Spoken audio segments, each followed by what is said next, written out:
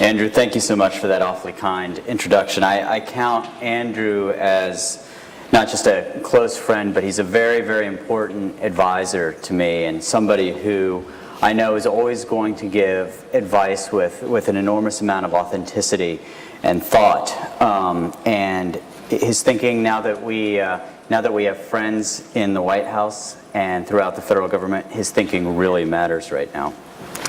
A lot of what we've been talking about over the last day and a half is power. And we've been talking about how power can devolve from monolithic structures like the state, like the government, these historically difficult to access or inaccessible bodies of policy making and decision making, and trying to figure out how we can leverage information communications technology to help get information, and by virtue of that information, power into the hands of America's citizenry. This has long precedent. He who has access to information oftentimes has access to power and decision making. This goes back to our earliest history, where if you think about how the Roman Catholic Church had political hegemony and spiritual hegemony, it was because they controlled the texts, and the vast majority of those that were literate until the 14th century were somehow associated with the Roman Catholic Church. And by virtue of their having dominion over our religious texts, they had dominion over our spiritual and political life. And what changed that was the creation of the printing press in 1450 by Gutenberg. And that, more than anything else, shifted power from, in that case, a church to what was then a powerful system of states, of nation states. And that system has largely remained whole until the present moment, where I think it's beginning to fray based on the power of our networks. Our foreign policy has reflected this state-to-state, government-to-government construct up until near the present moment. You know, the way in which we practice our statecraft over the past several hundred years, more often than not, is, you know, white guys with white shirts and red ties talking to other white guys with white shirts and red ties, and determining the relationships between our respective governments. But technology says we don't have to have power and decision-making and input, the exclusive dominion of the privileged few, but that we can empower our citizenry. And what Secretary Hillary Clinton has done in partnership with President Obama is the development of a concept we call 21st century statecraft, which we believe are some of the first steps towards citizen engagement, citizen empowerment in a realm, in this case of foreign policy, where people historically don't engage.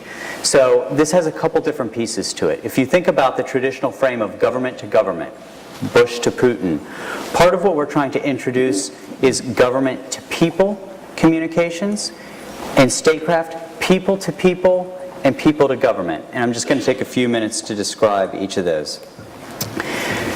Government to people.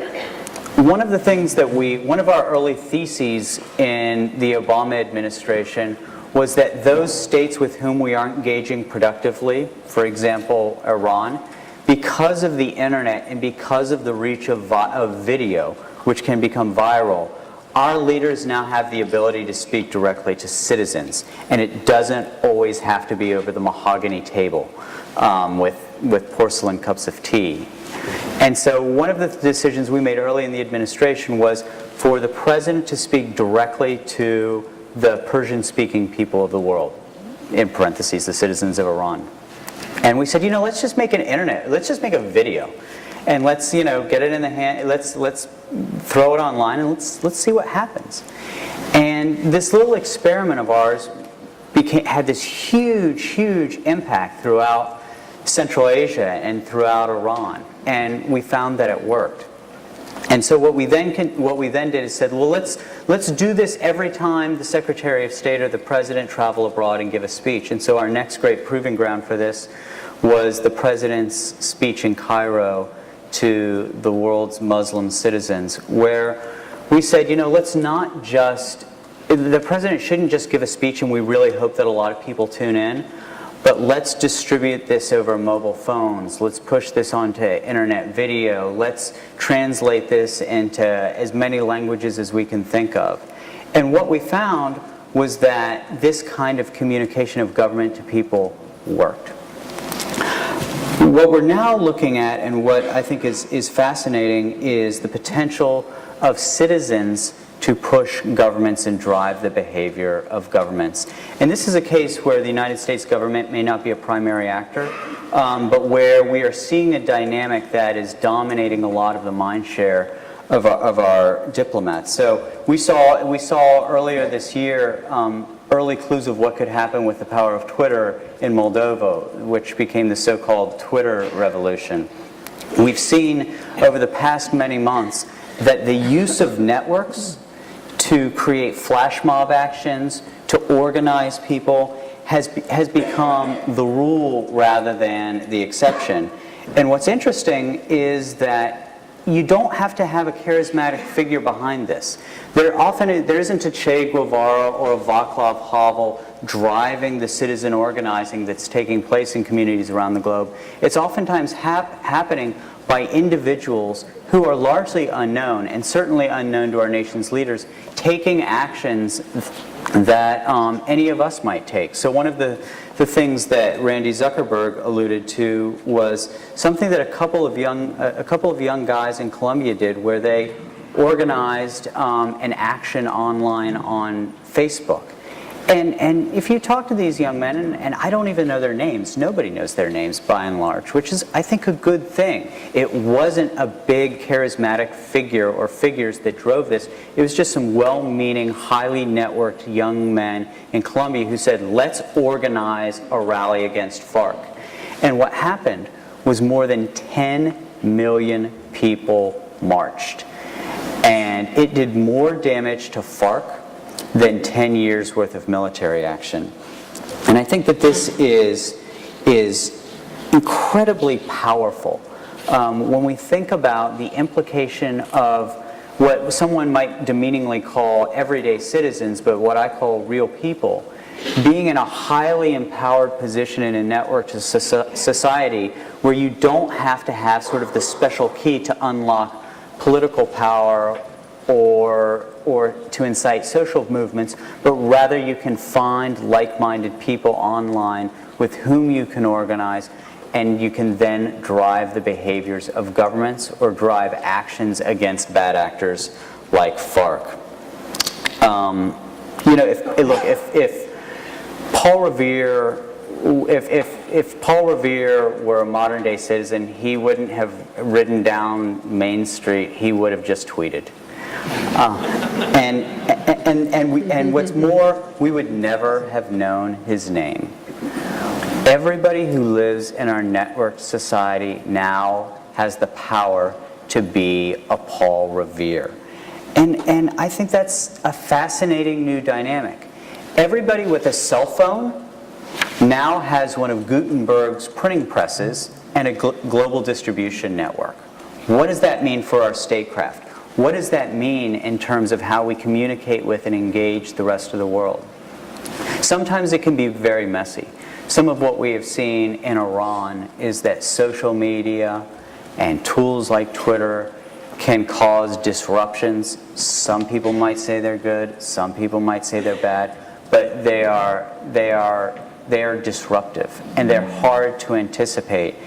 And it's not something that traditional striped pants diplomats anticipate or plan for. But as these things begin to happen, as the tools and resources of our networked century become more mainstream, we need to be more conscious of it in our statecraft. And what's fascinating now is that the U.S. government is beginning to get behind and understand these things. So one of the things we did using Twitter was we helped push down some misinformation, I believe in Madagascar, and we've actually helped to tamp down a few flash mob actions. And one of the things that we're now doing in the 21st century statecraft frame is saying, okay, if every individual can be a Paul Revere, if every American citizen can become a citizen diplomat, what are the things that we can do to help connect our American citizenry to people around the world so that they can help productively engage in helping to forge our foreign policy solutions. And this is where the people-to-people piece of 21st century statecraft comes in. So we've talked about government to government. We've talked about government to people, where, for example, the president might speak to individuals rather than state-based leaders. We've talked about people to government, about how citizens can organize against a government or against an entity like FARC. But one of the areas where I think the highest potential lays is with people-to-people statecraft. And we're just beginning to experiment with this at the State Department. One of the things that we did as a response to the refugee crisis in northwest Pakistan was we were about to take our checkbook out and write a check for $110 million for refugee relief in the region. And that's a traditional act of statecraft and a very necessary and important part of what we do as a matter of our foreign policy. But we asked ourselves, what can we do to get the American people involved in this? What can we do to show the support of the American people and the empathy of the American people for the people who have been displaced from their homes in northwest Pakistan?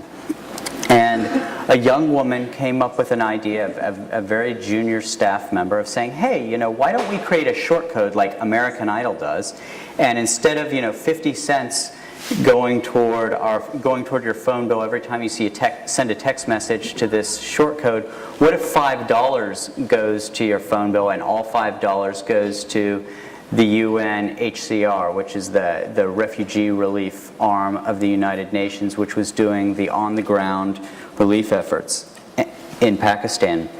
And this young woman had the idea on a Thursday morning.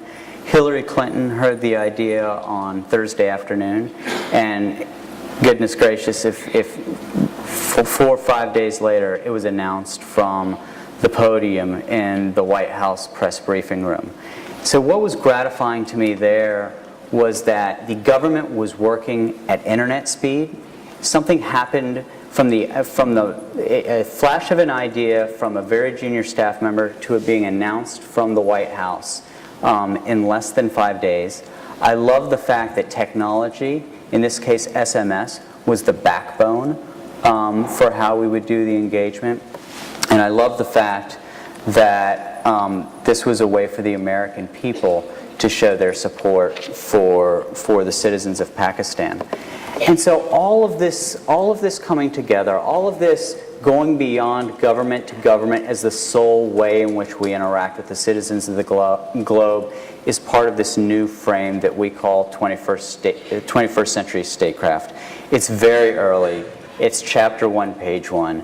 We have a couple remarkable assets that we're able to put to work on our behalf as we try to forge 21st century statecraft. The global appeal of our President and of our Secretary of State.